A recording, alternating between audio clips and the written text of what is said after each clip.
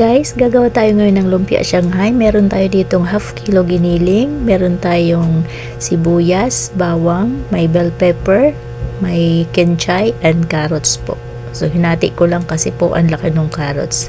Paminta, may seasoning, so may isang pirasong itlog. Haluin na natin guys. Lagyan muna natin ng itlog. Ayan.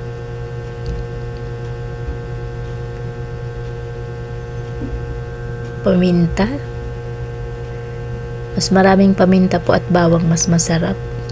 Ricado po talaga nagpapabango sa Shanghai. So ilagay na natin tong ating mga hiniwang ricado. Haluin na natin lahat dito. Ayan, bawang sibuyas, yung bell, kinchay, and carrots.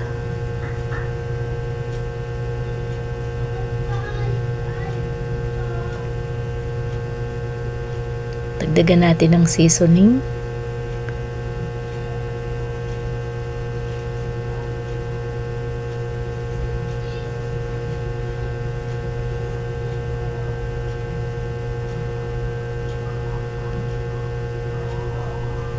Tinamad ako guys maghiwa ng carrots sa maliliit. So ito inayadjad ko na lang para mabilis. At the same time maliliit po yung carrots. Madali siyang maluto. Madali lumambot.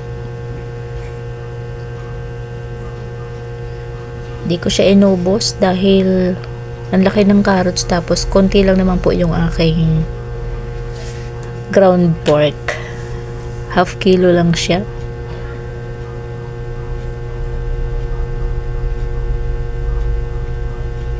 So ayan. Timplahan na rin natin ng asin. So, tansyahin lang po natin yung alat.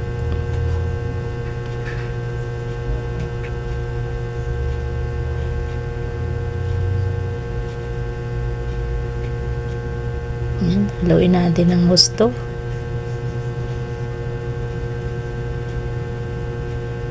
Ang bango.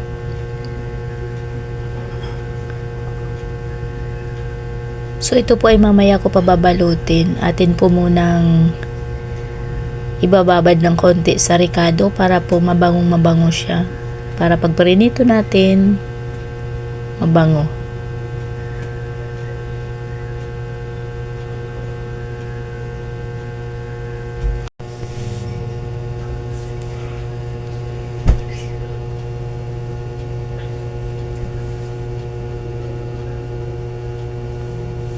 So yung kalahating kilo po pag ito ay nabalot ay madami na rin. Dahil ang Shanghai naman ay hindi kailangan ng sobrang lalaki. Para maluto siya ng maayos. Bango. So ito pinagtulungan na namin. Balutin. Ayan.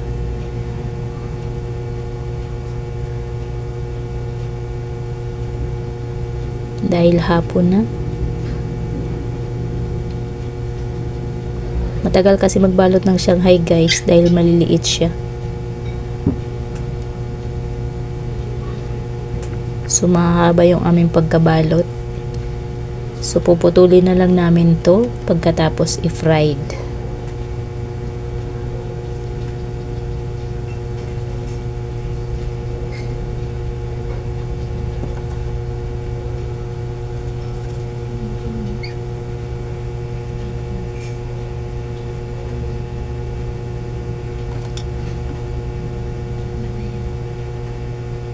So, and guys, nabalot na namin. So, ito na po lahat ang half kilo. So, madami din siya. So, prito na natin. Mainitan na yung ating kawali at mantika. Ayan.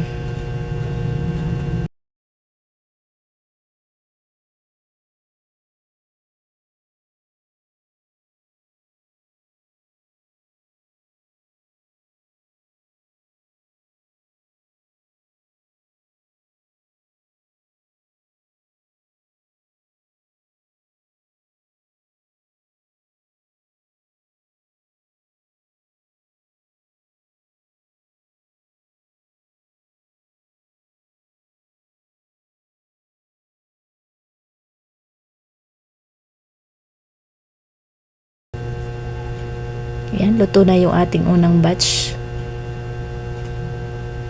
I-drain na natin siya.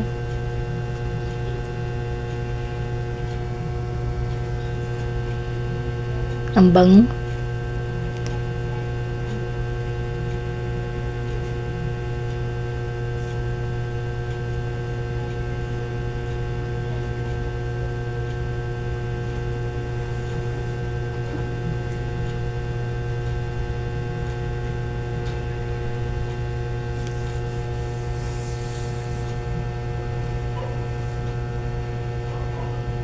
Salang natin yung pangalawang batch.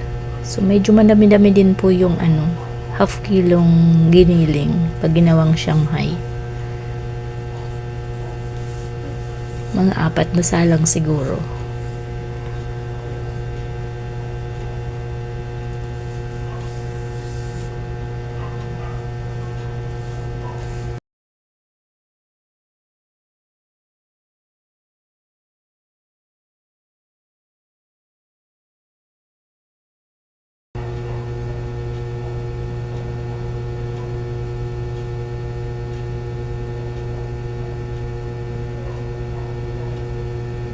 So ayan guys, naluto ng lahat. Ito na po lahat yung ating lumpiang Shanghai. Ayan, napaka-crispy at napakabango.